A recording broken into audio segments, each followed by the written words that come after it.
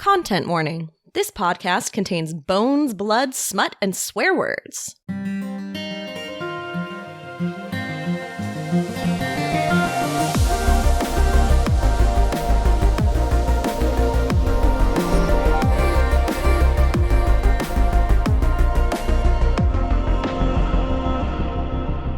Before we get into the good shit this week, we want to remind you that we have a Patreon. For just $1 to an episode, you get extended games, brand new content, access to our notes and murder boards, and much more.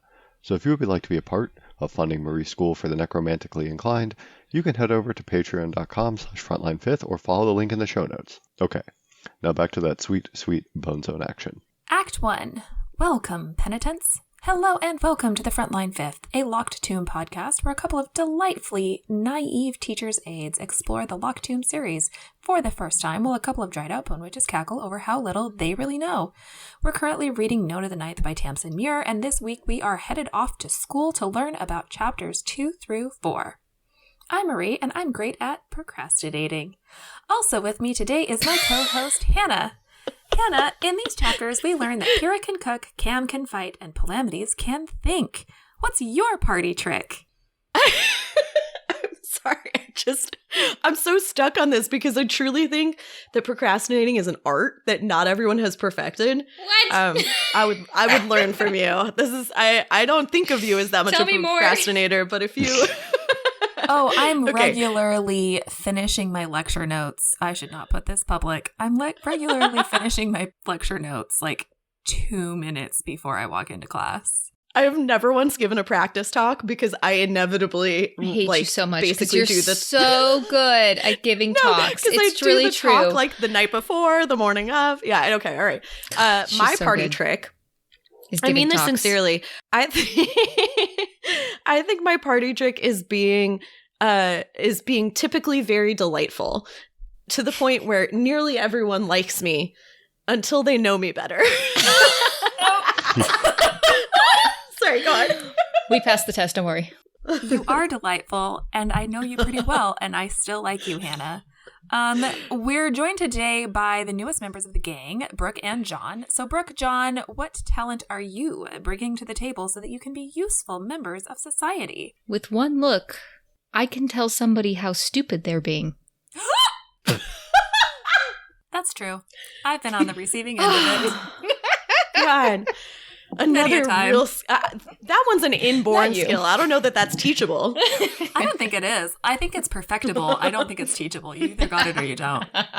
Respect. I'm going to take over cooking so that Pyrrha can do more useful things. I feel like she could be making bullets or winning money at poker, and I'll take over cooking. That works for me. Plus, John makes a fucking killer gumbo, you guys. I'm all in on John being our cook.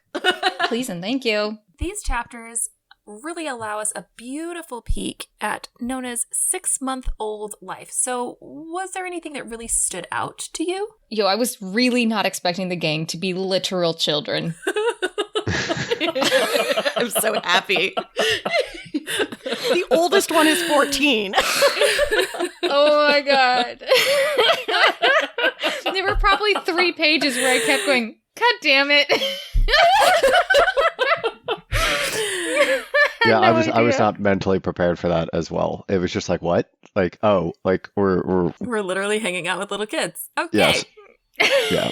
No, the other thing that I had here was that we have a name for a resurrection beast. Oh my god, wasn't that in amazing? the chapter, Varun, which is like short for the Hindu god, which has a connection to water, so possibly Neptune, right? No, like it's literally, I googled Varun mythology trying to avoid every spoiler because it's really easy to get spoilers by searching names in this book.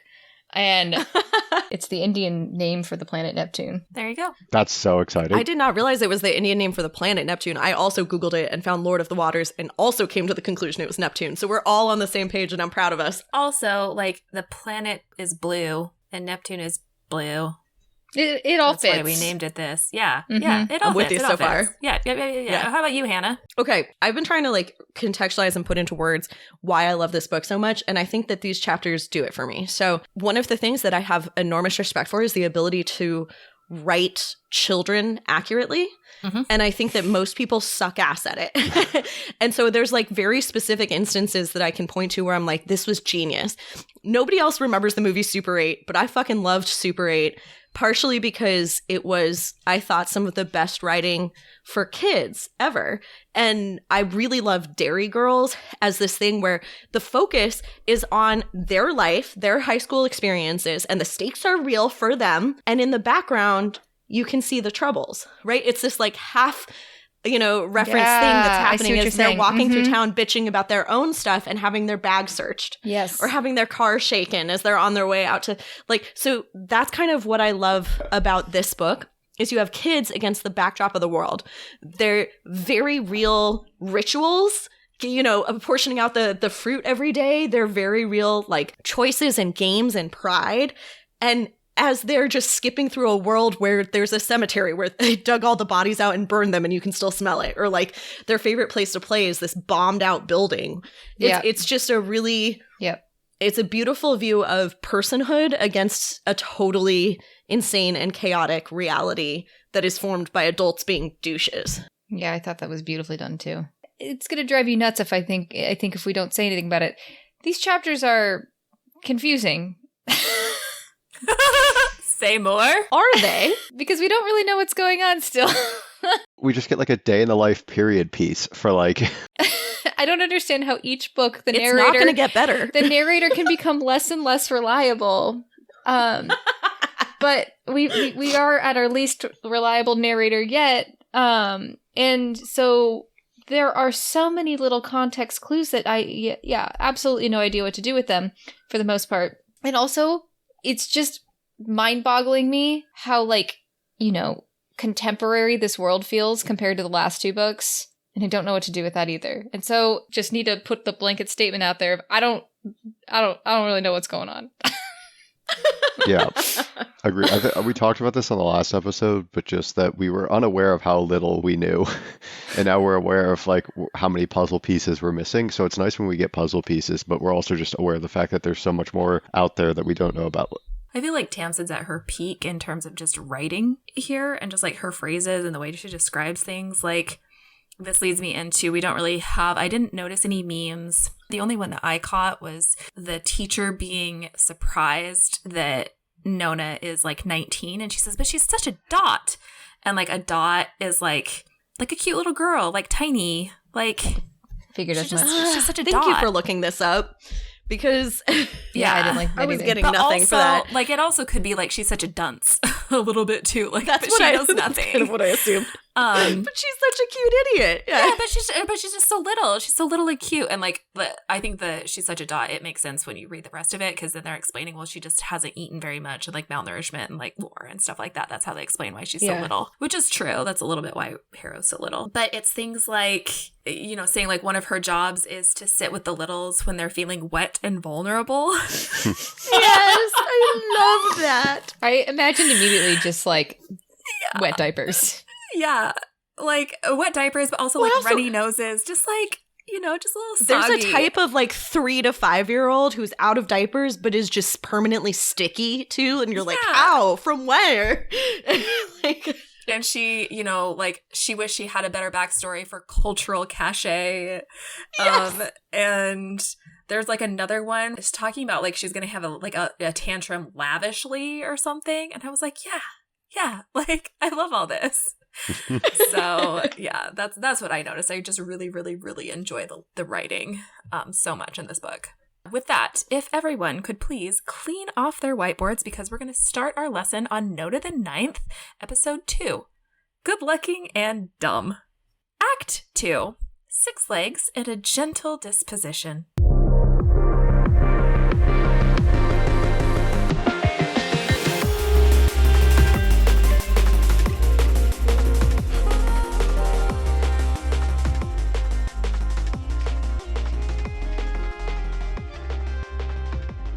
This section of Frontline Fifth is safe for anyone who hasn't read past Chapter 4 in Nona the Ninth. Let's recap. Chapter 2, Locked Tomb, which was super interesting, by the way. I don't know if we want to talk about that, but anyway. Chapter 2, Locked Tomb, regarding Nona. Nona's body, Nona's eyes, Nona's talents. Chapter 3, Apple Tree. Nona becomes a teacher's aide. Nona joins a gang. Chapter 4, 7th House Skull. Hot Sauce is watchful. The Angel is worried. So, here we begin. Nona lives on the 30th floor of a building where nearly everyone was unhappy, in a city where nearly everyone was unhappy, on a world where everyone said you could outrun the zombies, but not forever. When Pyrrha, Palamedes, and Camilla first saved Nona and brought her to New Row, one of the first things she said was, "No, no." Nono became Nona, and Nona meant 9, and 9 was an important number. Thanks.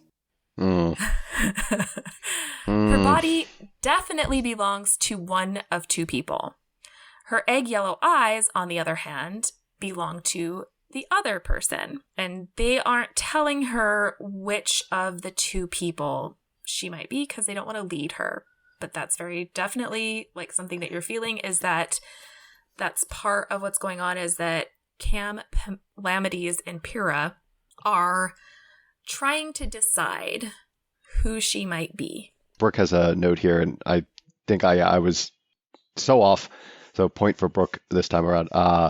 It's Harrow's body, but like we're unsure if it's like brain dead Gideon versus like the versus like Electo AL, the body, like who's taken over. Who's inhabiting they have Harrow's the body. same colored eyes, right? Oh my god, I forgot about that. But I'm pretty sure it's the body, right? Like I think like just based on further evidence in the chapter, I think we're pretty confident it's Electo. Interesting. Well, I mean, let's bring this to the eyes, because Palamedes explains the eyes, because in fact all 4 of them have their eyes belong to other people. Pyrrha's eyes belong to her dead best friend. R.I.P. Giddy One. R.I.P. Giddy One. Cam's eyes belong to Palamedes, and Pal's eyes belong to Cam. And Palamedes says, the eyes are a dead giveaway. When you give yourself to someone else, their soul shows in yours by the eye color.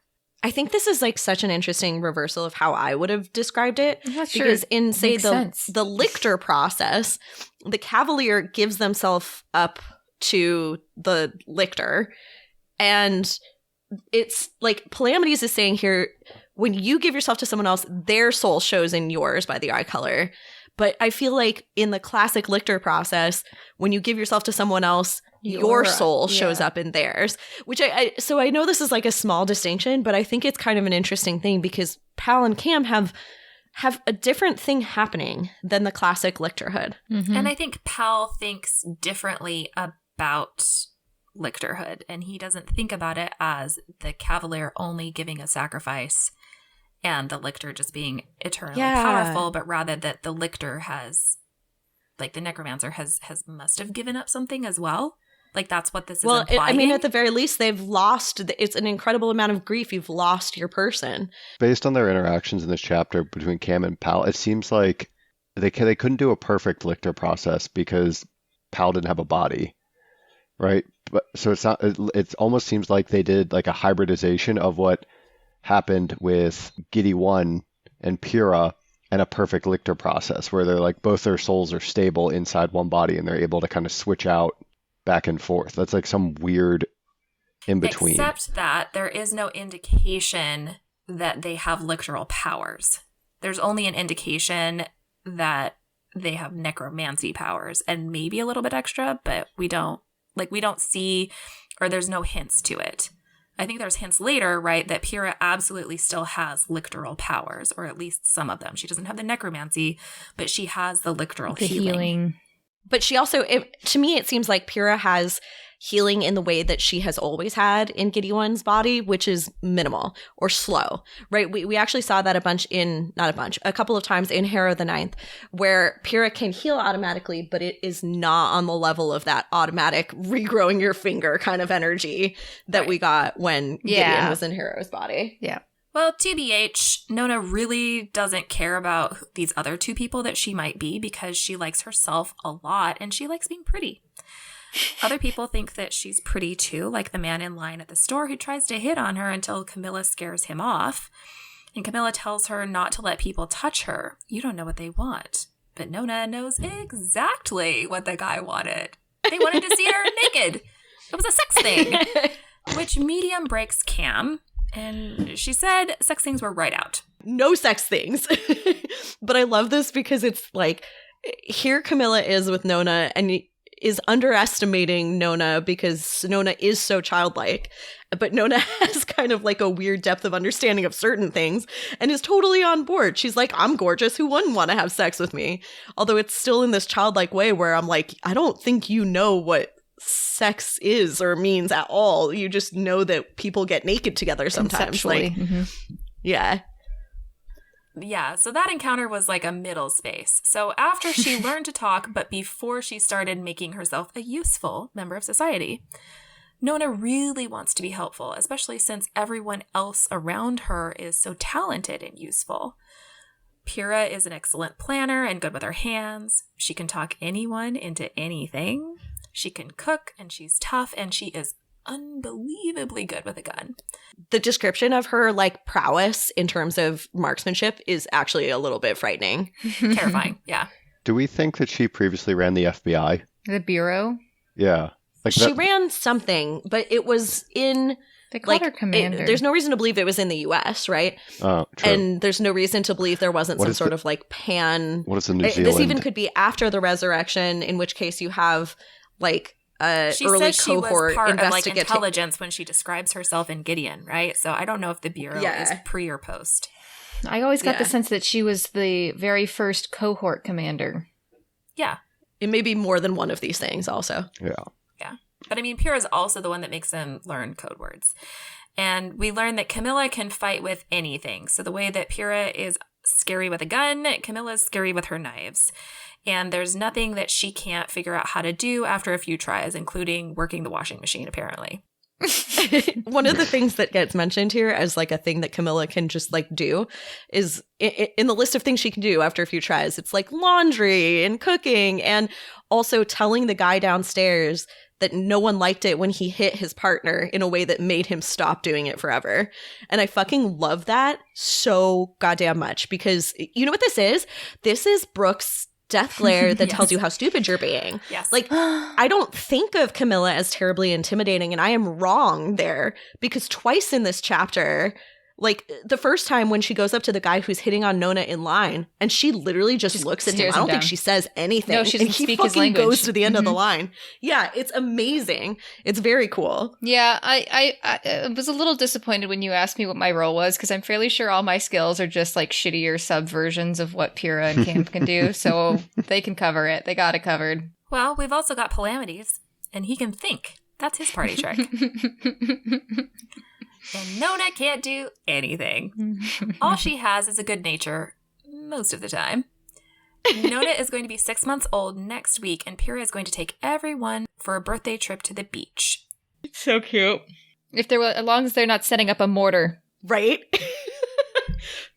So Nona's learned a lot in her 6 months. She's learned how to put on clothes, how to pour out water, how not to put her fingers in other people's ears. I love it. She loves touching people and being touched. Nona is good at a few things. She's good at touching, wiping dishes, running her hand over the carpet to get hair out of it, sleeping in lots of positions, and speaking any language as long as she can see the person's face. That's such like a Dungeons and Dragons list of like things. It's just like 4 mundane powers and then literally like some superhuman crazy. Yeah. And that last one is particularly useful because there are a lot of refugees here from other planets. So there are a lot of languages spoken with a lot of different accents. Cam and Pyrrha and Pal all speak a language that is falling out of favor because it's a language used by awful people, but they still get by because it is the common overlap language of all the refugees, and it's used for business transactions. So that's the house language, presumably. Yep, yeah, that's how I think it has to be. It's God's English, right? Yep. Yeah. Yep. Pyrrha speaks a bit of other languages, but Nona can understand everybody and speak back to them so that they understand, and nobody ever says she has an accent. What did you guys think about this? Because this is a pretty like OP skill. I have thoughts in our okay. In our rampant speculation. I view that as entirely being an OP skill. Like seeing somebody's lips is not enough to speak words typically, but and I would argue even like more impressive than being able to automatically understand is this thing where she like tells Plamity she makes the same lip shapes and she can speak back to them with new information. Well, and I think there's an interesting dichotomy about the idea that she can parrot people's language without a problem, but like you're not really parroting language when you're learning language. And there's this weird thing where they say she can't learn new concepts or something like that. Or like there's a lot of things that just literally fall out of her head. And I was like, that's facts don't stick in her brain. Like, but words to me are facts. I have a hard time remembering words because they don't have like rationale a lot of the time. Or if they do, it's very much lost and not unlearnable. Anyway. I read this as spoken language is just an extension of body language, and that's actually what she's good at. That's why she knows it was a sex thing. That's why she likes being touched. Yeah, I think it's remarkable that this gets translated into spoken language, but I'm with you 100%, Marie. Like, Nona has an incredible facility for, it's in this chapter, right? Where, or the next chapter. Reading Pyrrha. Where she recognizes that Pyrrha is flirting, but that it's not something she's actually interested in. Mm-hmm. Yeah. Nona can just understand people's bodies. Yeah. There are some words that you're just not supposed to say outside of their apartment in any language. And that's zombies, necromancers, or necromancy. So what are zombies? Are these reanimated bodies by necromancers? I'm assuming so. I think it also could just be a derogatory term for necromancer. That's what I was wondering, because it's like, okay, well, we've seen literal zombies of... We dug up all the bodies in the graveyard and burned them? Am I imagining that? We burn them? Yeah. Well, also, I'm going to get this wrong, but Palamity says that they don't say those for out of superstition for the latter, which would be necromancers and necromancy, and out of like indignation for the former, which to me says that zombies is a slur. Yeah. But yeah, the other thing that I think is really interesting in this section, though, is like you get a real insight into what this world is like, and it is packed full of refugees. And you get a really brief and tragic insight into humanity in general here, right? So Nona says if you spoke someone else's language, they were nicer to you and assumed you had come from the same place that they had come from and lived through what they had lived through. Mm-hmm. And I actually think this is, no joke, I think this is like a big part of why my life is as fucking easy as it is something about my face makes everyone just assume that I am on the same page as them. Like anyone from any political background or religious background will assume that I am part of their group automatically. Yeah. And people are nicer to people who are part of the in-group. Mm-hmm. The other thing that I think is like really dark is that people are suspicious. Yeah. People are suspicious of others because they want a good resettlement and they're afraid other people would somehow get them a bad resettlement. And this is just like this classic, it's why it's so hard to get unions to work. It's why it's so hard to get any sort of serious like group effort to work is because everyone's a little bit afraid that the other people are going to get something good and that they're going to get left behind. A little bit self-preservation and selfishness, yeah.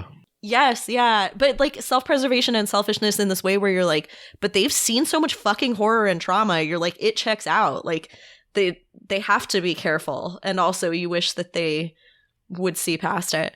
And then finally, I love that no one is suspicious of Nona because they all just assume that she's undergone some trauma. And I love that like Nona is so aberrant, so different from everyone we've ever met in these books. But in the context of this world, any differentness, any weirdness, any delay, any inability to understand is explainable by how bad shit is. Yeah. The way they said it was something like everybody had met at least one person who hadn't had some serious trauma or something. Yeah. It's just like, oh, that's a bad way of saying it. Yikes. 4 months in, when Nona is allowed to do some things and go some places by herself, she's hanging around a schoolyard and she gets noticed by a nice lady teacher who is deeply concerned that Nona is not in school herself. And so the teacher comes by their apartment that night to tell Pyrrha and Camilla how wonderful the school is and Nona should come join. They have an hour of science every day. Cam has to tell the teacher that Nona is nearly 19 years old and too dumb to learn anything. And the nice lady teacher assumes that Camilla and Pyrrha are Nona's mother and father, which makes Nona like just bust up laughing.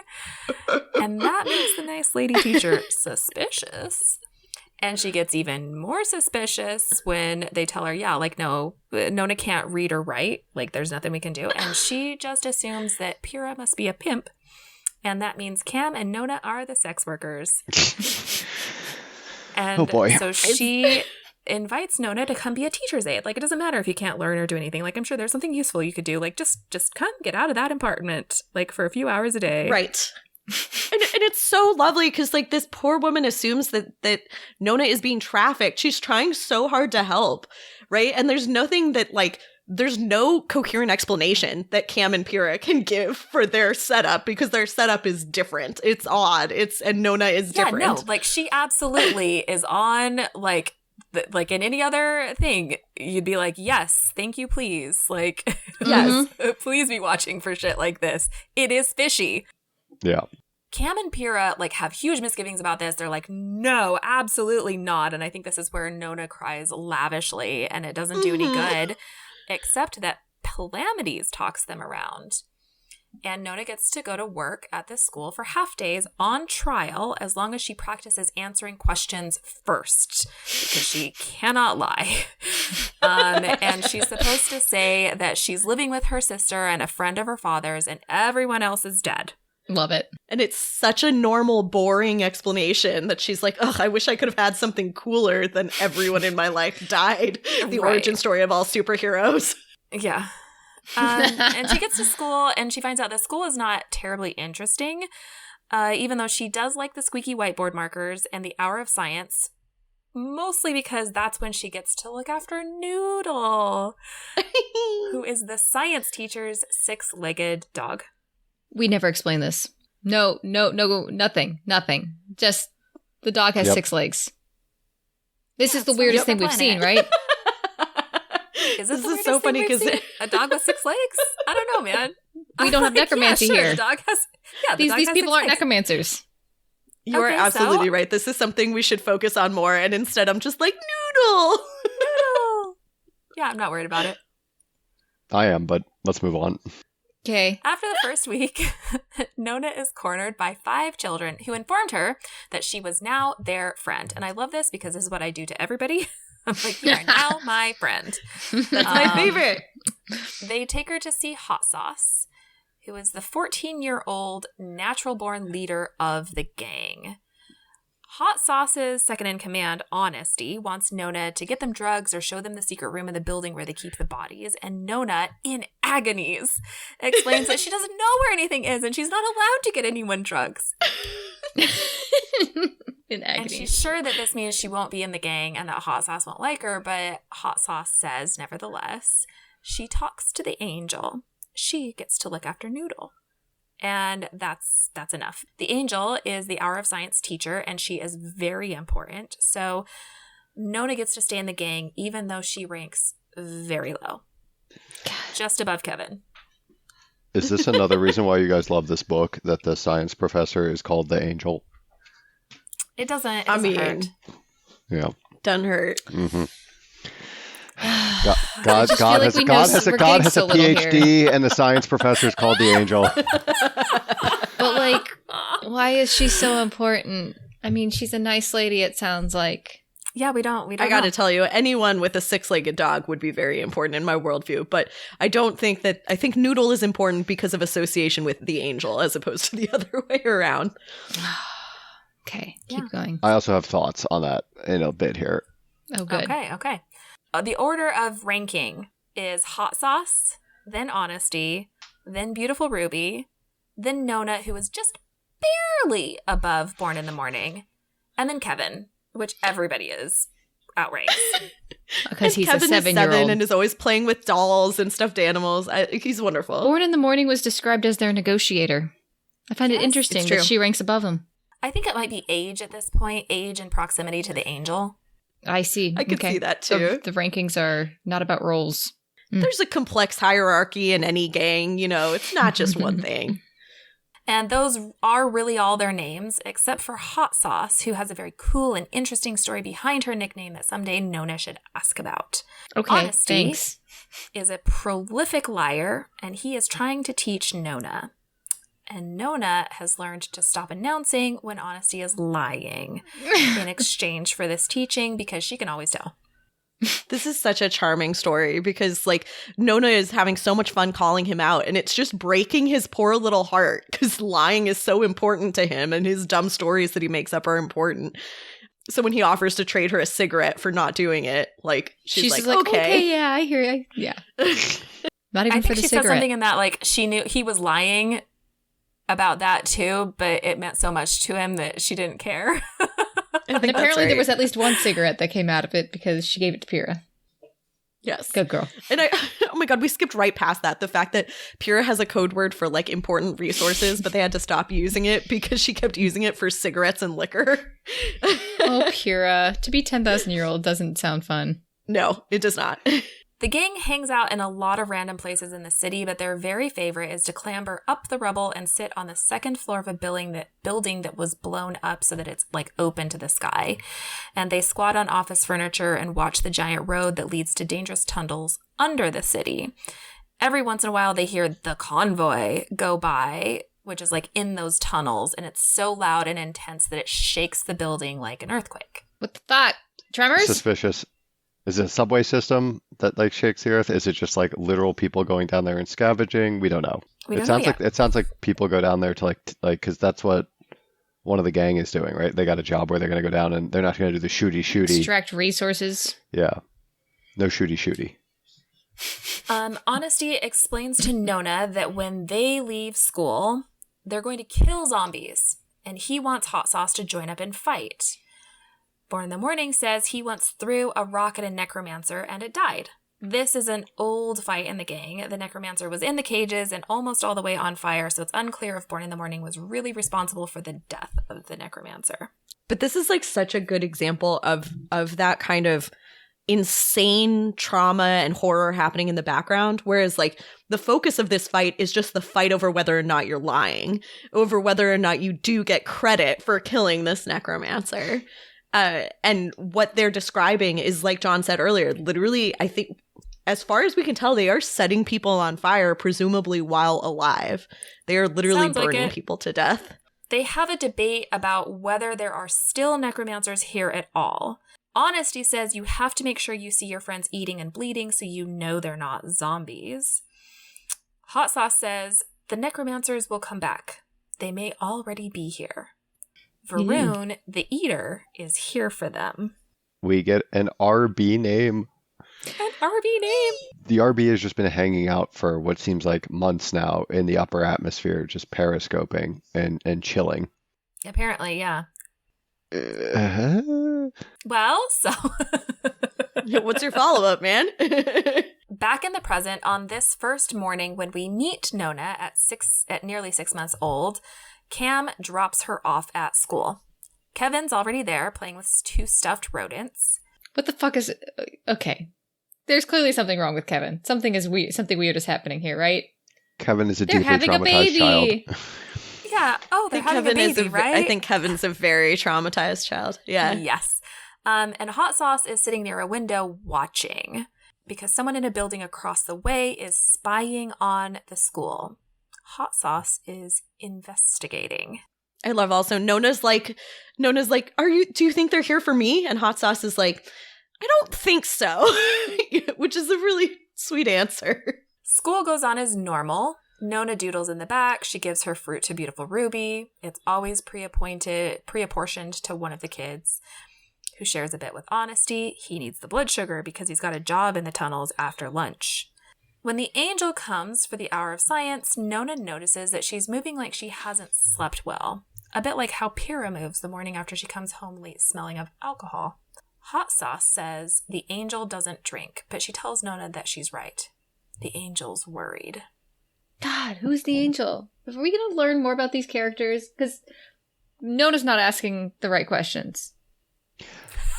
I assume so. I assume that I am once again asking if we are putting Noodle in the teacher bucket here, where is Noodle important to the story? Because overinflated importance versus... Yes.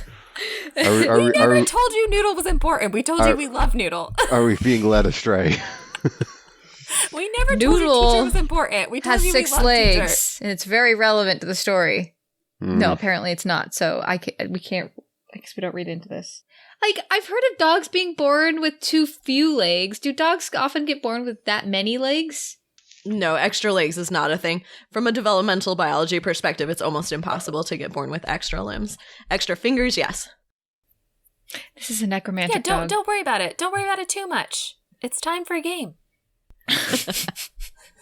Interstitial. It was a sex thing.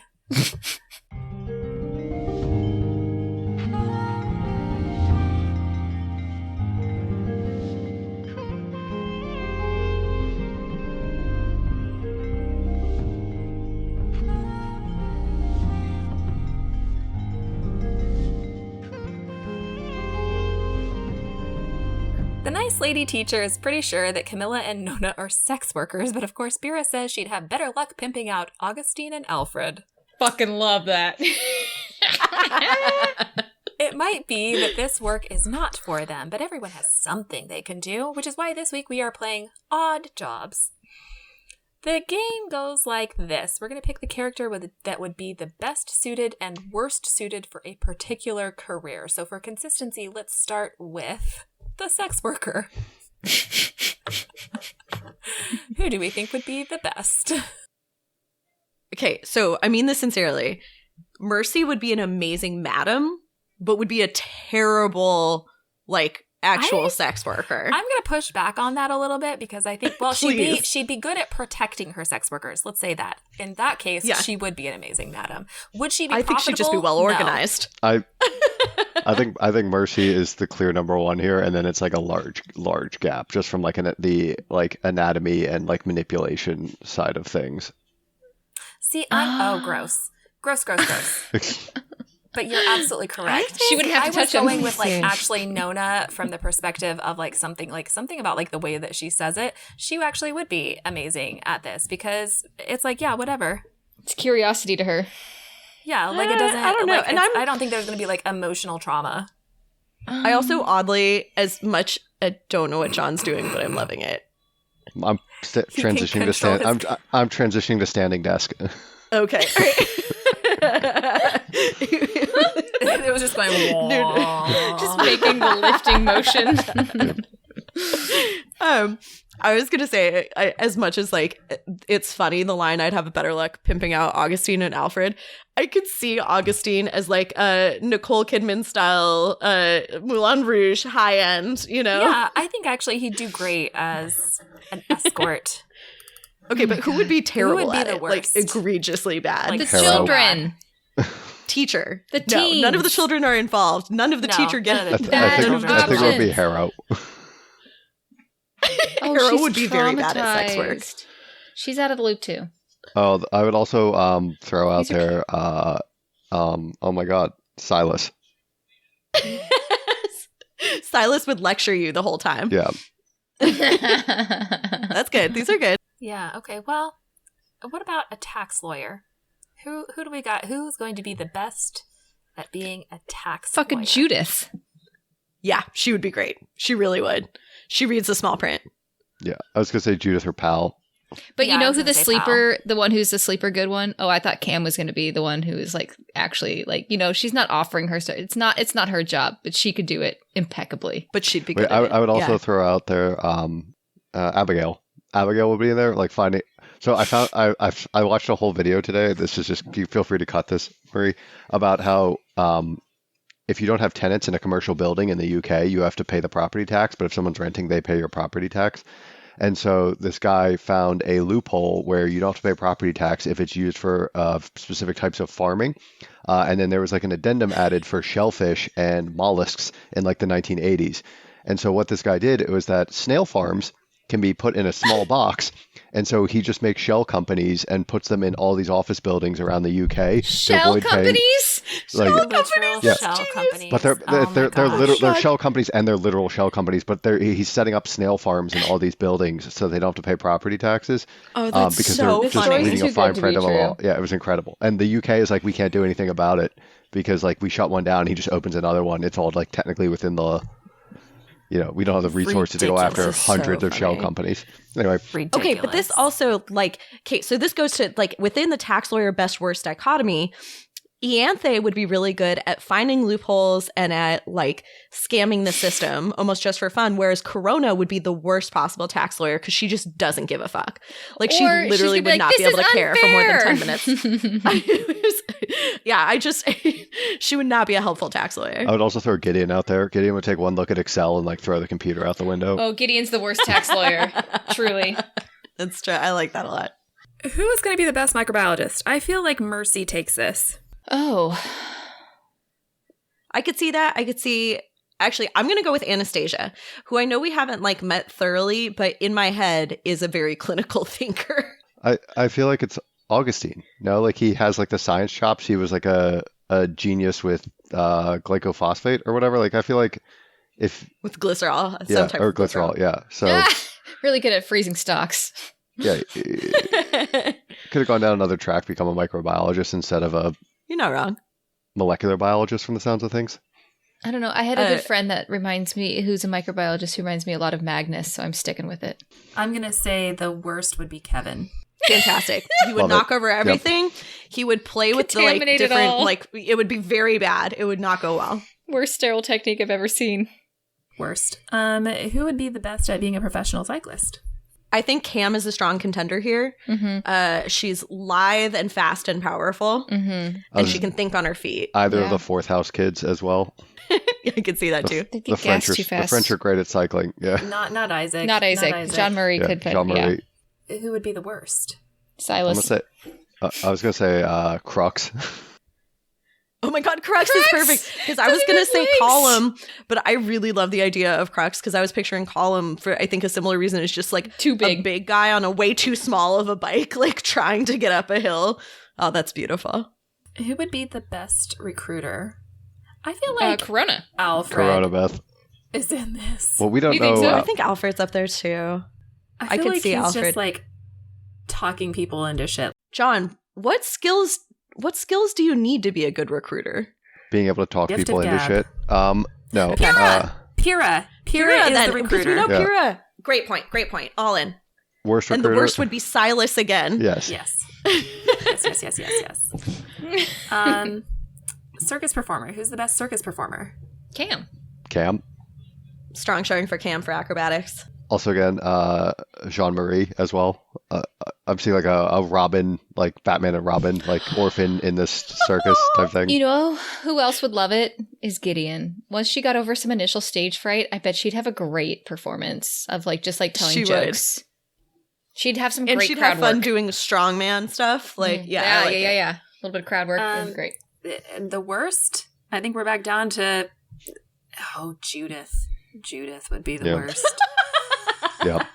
She's the most, the God. stoniest show. Okay, best college professor. I feel like that's easy. That's Abigail. It's gotta be Yeah. Abigail. Done. Although Okay. my favorite would still be Pow. Yeah. I think I put Pal on there as well, but like then I was like looking at it. I was like, well, duh, it's Abigail. Who would be the worst though? Kevin. Okay, I yeah, was gonna that say, was easy. I think honesty would be very Honesty. funny as a Yeah, college because you professor. can't trust them. And you'd just be constantly telling like random stories and anecdotes that have nothing to do with it and then trying to get drugs and sell them. I like With, it. with qualified people, I feel like Ianthe would be on there. Like she would be a 0.2 stars on Rate My Professor. Like the one person gives her a 5-star, and then everyone else is giving her like terrible scores. For clothing designer, who do we have as best? Babs. It's gotta be Babs. It's Nibirius. Babs. Yeah, that was easy. That was easy. Then worst? Harrow. Maybe John. gotta go Harrow. He's the one who You're right. Harrow's is giving up the avant-garde. cloaks that look Mhm. like. Oh, yeah. Silas Look after like... Krizeron got in the glitter drawer. Yep. Yes, Yeah. I think you're right. John is the worst clothing designer. And actually, Harrow's probably like a good candidate for Project Runway. That avant-garde, like, bone corset situation, I'm sure You're not, has an audience. alternative materials. I like that. hmm Who's the best gator wrangler? What's a gator wrangler? One who Raiders One gang. who wrangles gators. Yeah, what it sounds like. I'm going with Gideon. I think Gideon would be great at wrangling She would gators. be so good at it. She'd be I'll- so yeah. good at it. I'd also throw out Protesta Lawis, but for sure the worst person is Dulcie for being Yeah. Dulcie can't wrangle a gator. Yeah, you're sometimes you have to hold your breath when you get spun underwater by the gator. What my question was really asking was why? Entertainment. Florida. So this is a form of entertainment. There's not a functional reason for gator wrangling? Or did it there might start? be. Well, if a gator gets on your property, you got to get it out, I assume. You got to wrangle it. Okay. Yeah. Who's the best pencil sharpener? I think that it's Magnus. I have a feeling that Magnus is like the type of person that has like a pocket knife, and he like does like there. Did you know that there are people who literally like you can order specially sharpened pencils from them? Like they'll like artisanally sharpen your pencil. Now you know. Oh my God, that's insane. I feel like Magnus would have that level of skill because he learned it for Abigail. I agree that. My other answer is actually Nona, who I feel like would really enjoy like this shavings coming up in little spirals, and then she would eat them. Wow. Ah! Yes. I think that also makes her the worst pencil sharpener because you're great point. Do you trust her with a knife? Point. And also, she's going to eat it.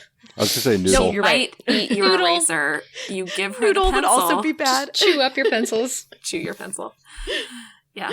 Okay. Well, I mean, it's good to know that all of our characters, most of our characters, have a job in life, a purpose. And our job here on Frontline Fifth is rampant speculation! Act 3, lead researcher material. Brooke and John aren't just great at befriending dogs, they're also brilliant conspiracy theorists. So Brooke and John, what the fuck is happening? Dude, I wasn't kidding about these chapters. I kind of am just I feel like I read these chapters in the way that I normally read books, which is just reading it once through and being like, what the fuck's really going on? But there was the one debate, and John, I think we need to have it. Who Nona is and who we think it is at the moment. Mm-hmm.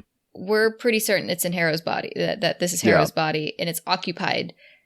The question, so when I walked into this book, I was like, this is Gideon in Harrow's body, and it's memory loss. And this is actually something that was brought up in these chapters, right? She says, maybe I just lost my memories, and Powell's unconvinced by it.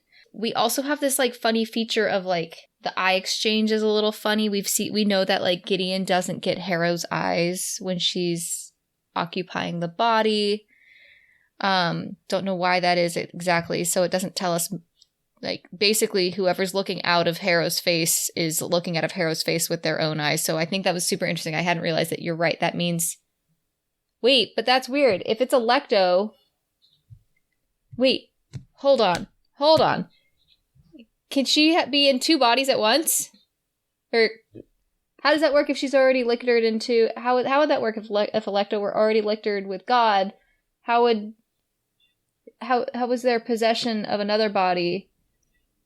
Is it just possession and it's still Gideon's eyes in Harrow's body, but it's Electo's soul, if that's going to be what that option is?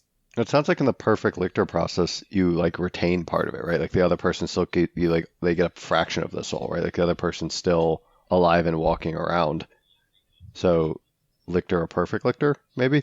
I mean, I went back and forth on this, and I think I've changed my answer over the course of this. On whether it's Gideon or Electo.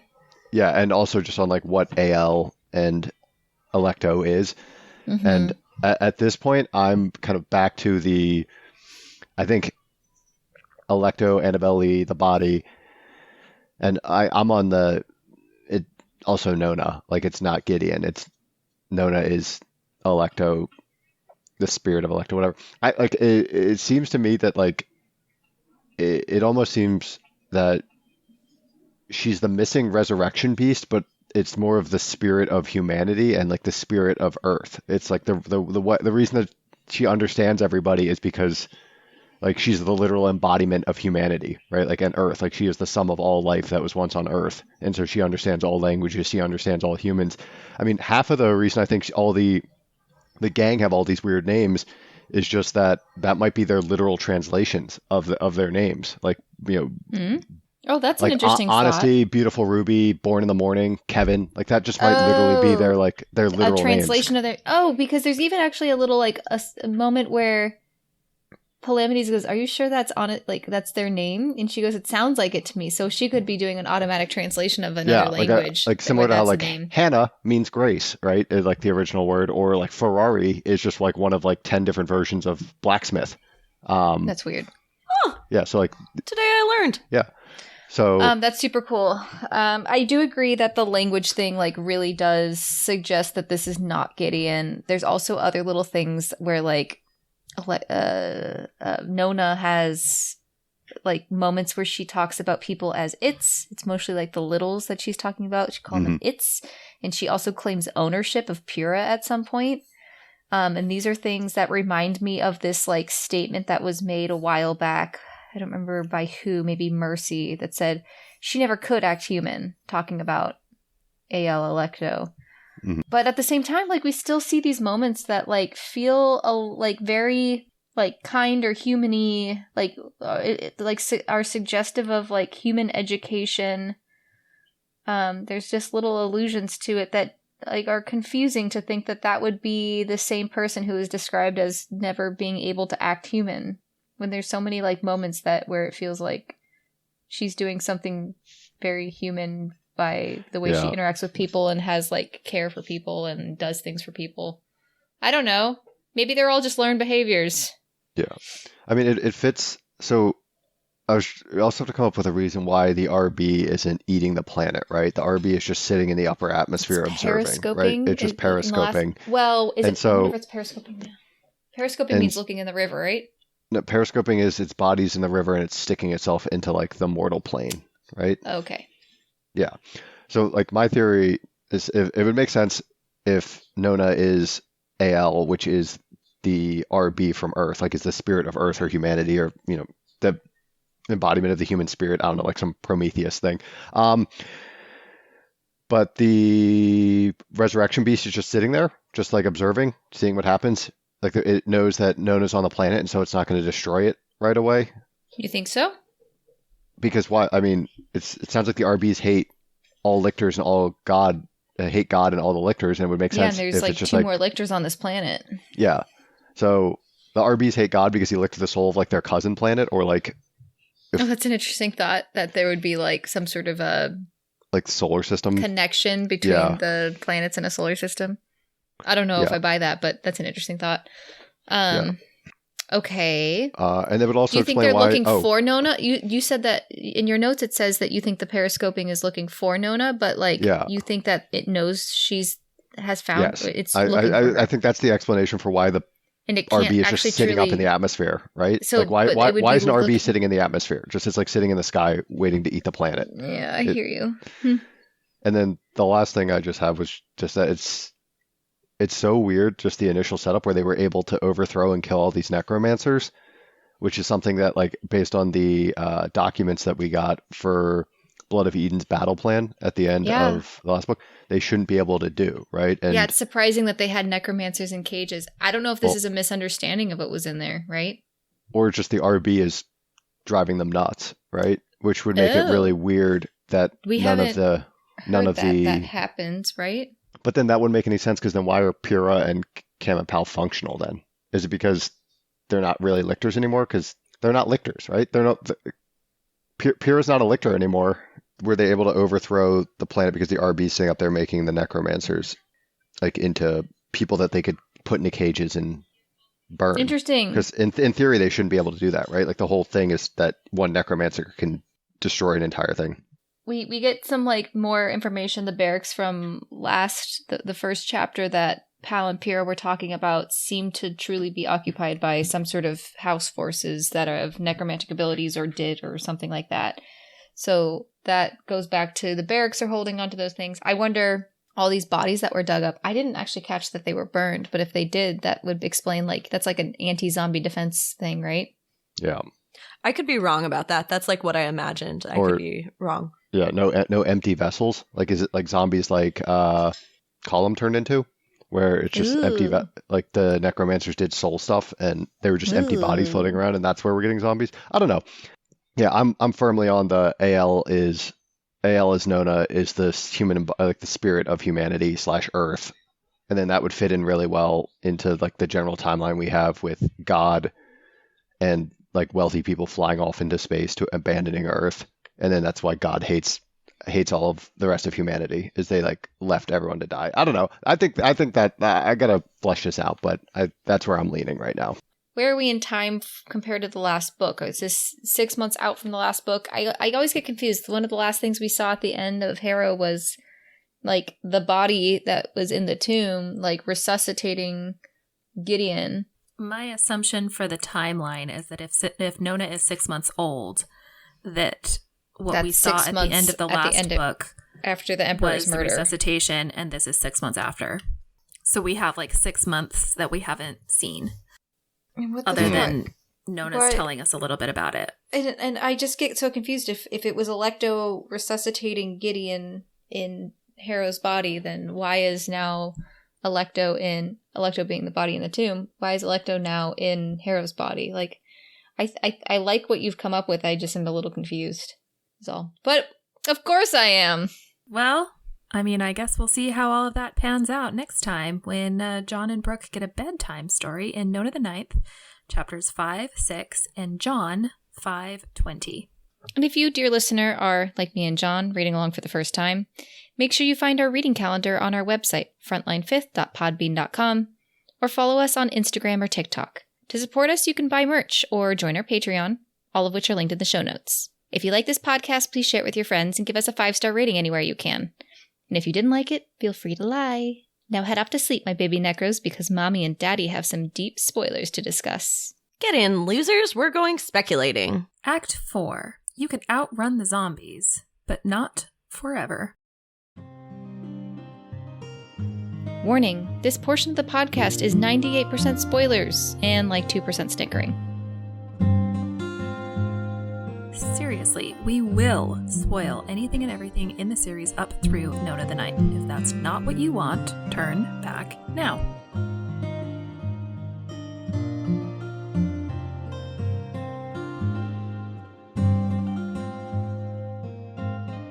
Hello, Marie.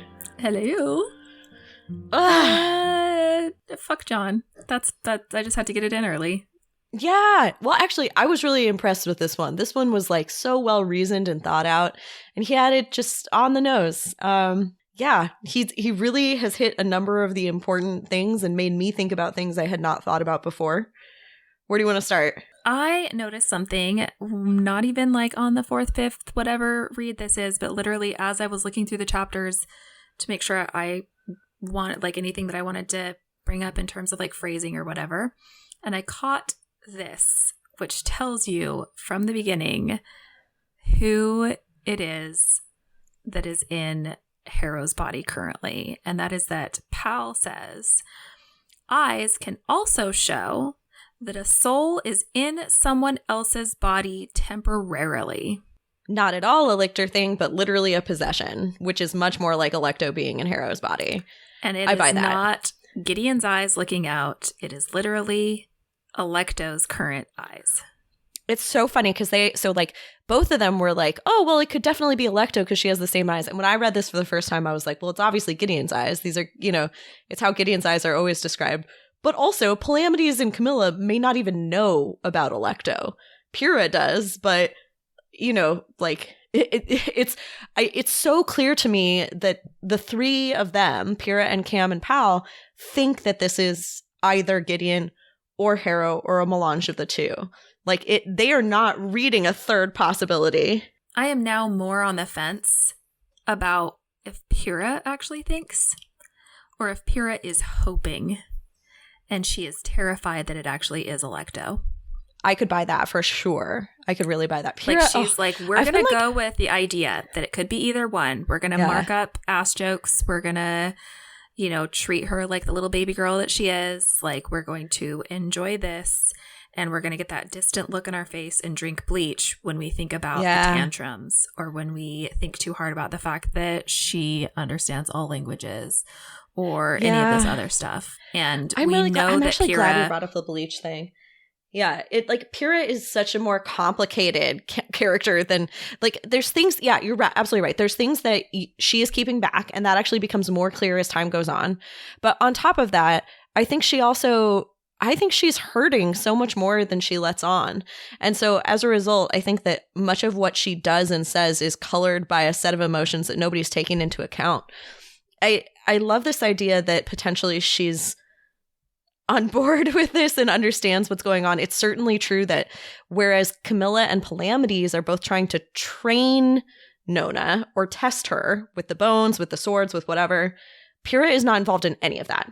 No, she takes care of Nona. I do think, so I'm with you. I am with you that like Gideon's soul is currently in Gideon's body as Kyriona. Harrow's soul is in the locked tomb with a copy of Frontline Titties of the Fifth. And so it is Alecto's soul that is here.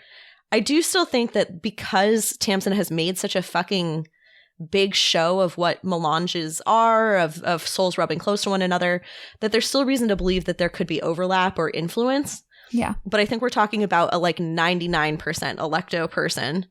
There's still like a couple of so like Nona, the way she thinks she's gorgeous reminds me so much of Gideon in many ways. And it might be that that's why this version of Alecto is more apparently human, even if it's a very weird version of a human.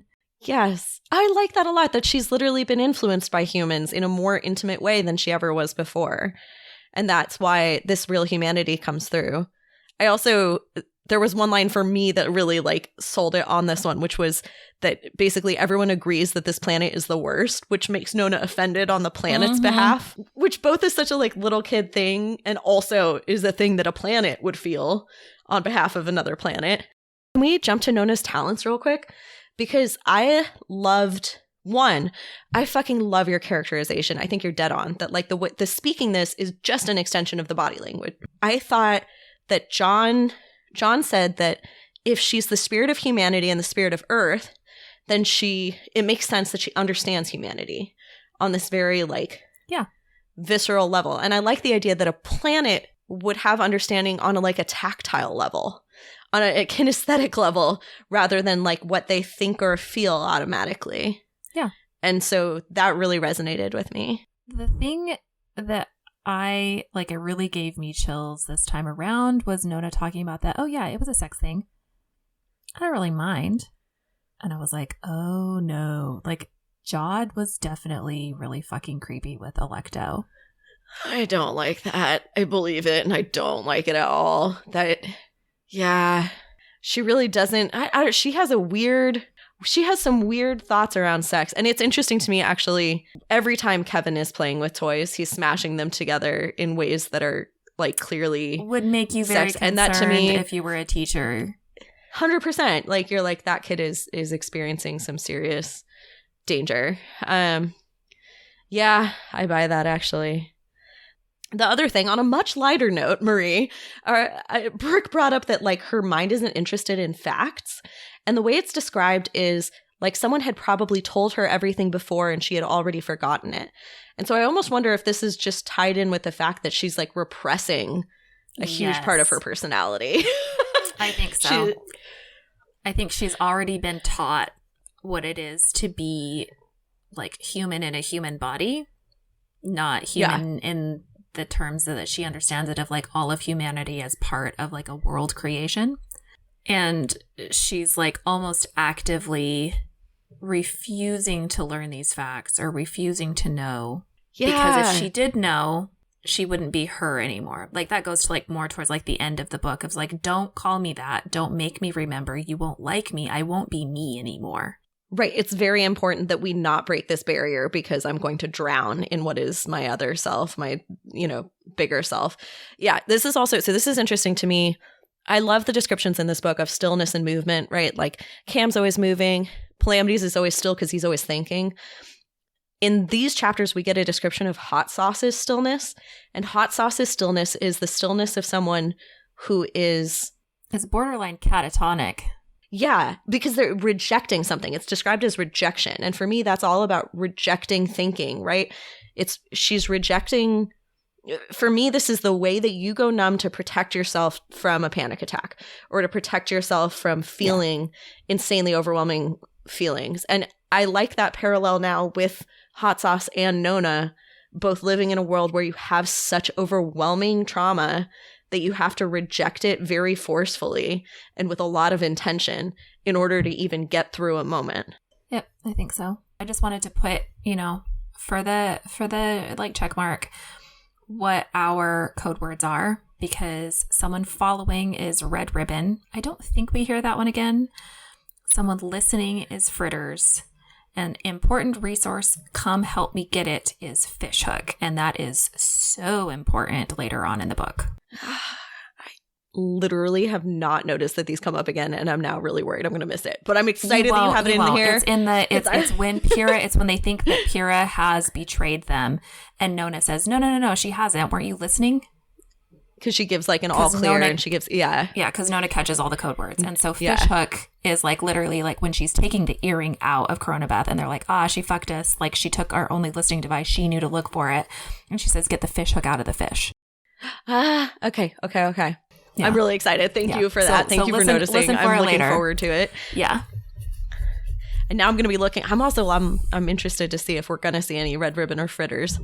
That's awesome. Yeah, I don't remember, but I do remember like fishhook is a big deal. I thought it was really weird that everyone is crammed on one of 3 planets, and I wonder if that has to do with like the whole devils thing and the Antioch stuff and like all of that, or if it's literally just like this is late stage colonialism. Yeah, I mean, because that is like the most effective way to, in the same way that the Lictor trial at Canaan House is the most effective way to get rid of many of the leaders of the houses, the most effective way to get rid of all of your enemies is to put them in a small number of planets and blow that shit up. So that makes me very nervous. I don't like that at all. It is weird that they have been resettled here. I think you're right that Antioch is like something we're going to find out a lot more about in Electo the 9th, Electo the 1st, whatever the fuck it's going to be called. And, but clearly there is some sort of battle between BOE and the houses going on there, in addition to it being massively fucking overrun by devils. Yeah. So I could see that for sure. That's intriguing. I think it's also this is so obvious, but I hadn't put it together until John was saying it, that basically there's no world in which BOE could have in any way laid siege to the fucking barracks in a world where necromancers had their powers, that this is something that was exclusively possible. Varun. Yeah. Exactly. So this is something like this also like makes me feel better about something Calamity said last chapter. Like he was talking about how Blood of Eden has the best hand they've ever been dealt. And that's exactly right. That like circumstances conspired such that they got the chance to actually take over this planet, and they're blowing it. Because they are too fragmented and they can't work together. Where does the name Varun come from? Not in the context of picking a name, like Tamsin picked this name very clearly with Lord of the Waters, Water God, right? But I want to know how they know the name Varun, right? I don't know how many people know about the Resurrection Beast. We know actually that someone fed information about the Resurrection Beast to Blood of Eden. That's how they know about the Herald bullets and stuff like that, right? Mm-hmm. However, all of the lictors call them by numbers. This is something that we've only heard on this planet, this name. And the name they've given is Varun the Eater. And I don't know. I don't know where I'm going with that. I just am surprised that they know a name for it. I wonder if this is like an overlap between like BOE's like forgotten knowledge and then like learning what the resurrection beasts are. Yeah. They put it together and they're like, well, we know which one this one is. No, I love that. Speaking of names, John did a really beautiful job picking up on the fact that the names as Nona hears them is auto-translated and may have, other names. In fact, our favorite, Lizzie, I think she told this. She said something about this. Like, she doesn't actually believe that they're translated. She thinks that they're more like Blood of Eden names. Yeah, we should not dismiss the possibility that more than one thing is happening, too. That Born in the Morning, which we know is a name, I can't remember if it's from Arabic or it's from Farsi, might be a translation, whereas Beautiful Ruby might be a Blood of Eden name. And we know that Beautiful Ruby, no, it's Born in the Morning that has parents in Blood of Eden. So I don't know. I could see it. I could see it going either way. Yeah. And I don't know that any of the kids say their names other than Hot Sauce in front of the adults, but there are multiple times when people are like, you mean so-and-so? And she's like, yeah, like when Nona says their names. So I still do think that like it's meant to be that I think she's translating their names and they have like other things. And it's just kind of funny that Kevin isn't translated, or that it's only translated because these are languages where your name actually does mean things, but Kevin is more like English, where Kevin, yes, it technically has like a Gaelic, I think, meaning, but nobody knows that because nobody uses that language, and we don't name based on that. We name based basically on sound. So Kevin is just a sound, and that is his name. I love it so much. It's just a classic joke. I love that. The last thing, I really would love to talk about the chapter symbols because I think that they're interesting. They're hard this time. They are hard. So chapters 1 and 2 both had this locked tomb. Later on, we're going to get tombs where the chains are like slightly broken. So I think this is like Alecto is fully caged. She's not yet breaking through. Everything we're seeing is like pure Nona. Chapter 3 is more complicated. It's an apple tree. And for me, so I went apple tree. I went to like Eden and the tree of knowledge. Obviously, Eden takes us to Blood of Eden, but it also means earth, which takes us to Alecto. Eve has got curiosity, temptation, mother, woman, made from a rib. All of that is like Alecto and Nona put together. Tree of life is very Gaia and earth. What do you think of all this? I was trying to make it like the most direct thing. And I think later in the book, when you see the tree, it is like directly Blood of Eden. So I think this is where she meets the angel. Okay. I'm with you there. And it also in this chapter, Honesty keeps on talking to Hot Sauce about whether she'll join up. And I don't know that that's Blood of Eden, but there's kind of references to this in the background. And they definitely talk about killing necromancers. Yeah. The one that baffles me is chapter 4. So this one, I was so proud that I came up with a theory on this because I wrote, I am baffled by this, and then came up with a theory and was proud to erase, I am baffled. So chapter 4 is a 7th house skull. And I was like, what the actual fuck? We have no one from the 7th house here. We have nothing like 7th house meaningful. 7th house is roses. Ain't no flowers here. But it is about fading beauty and about being so sick that you're near death. And in this chapter, we actually get multiple references to how sick she looks. How Cam says there's like white spots on her nails. Mm-hmm. There's this whole weird conversation that the children have where they're like, no, you look like shit. And she's like, no, I'm not. I'm beautiful. Look at my braids. Yep. And then so my only connection here is that this is like the first intimations that we're supposed to take away that Nona is dying, that Nona is truly sick and on the edge of death. Or even that it might be, it might be something where Nona is the, what is it, like beautiful corpse? Because that isn't her body. I like that a lot. That she is the beautiful corpse. That is the, like, I can't remember the specific term. I can't remember it either. That's why I said that. But that's exactly right, though. That is exactly what she is. I like that, too. Okay. Yeah. Okay. We'll buy that. We'll go with that. We'll just run with that. That's fine. The only other thing that I wonder is, I don't remember what Pyrrha like says that I think she said Trentum Intelligence is like what she was in charge of, or head of Trentum Intelligence. But she says to Nona, wish I'd had you in the bureau. Yeah. And I want to know, is this Pyrrha saying something about pre-resurrection or post-resurrection? Because I think she remembers pre-resurrection. Yeah, we have a couple of intimations in this book, and they're small, but we should be looking out for them, that she has some pre-resurrection memories. I think it's a really good fucking point that Trentum Intelligence has to be part of the cohort, but she's making a distinction here. She's calling it something else. I love the idea that this is pre-resurrection. I think that is so believable. Pyrrha. Yeah.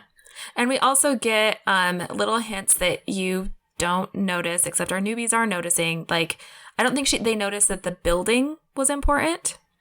No. And that everybody was weird about the building. And they did notice, they were annoyed about the convoy. They're like, what the fuck is a convoy? The convoy seems like it's going to be important. And yes, the convoy is important. You keep hearing about it and you keep getting annoyed about hearing about the convoy. And then you're like, oh shit, that's what was in the convoy? So can't wait for them to be mad. Oh, my favorite. Act 5. See you next time, my little nunlets.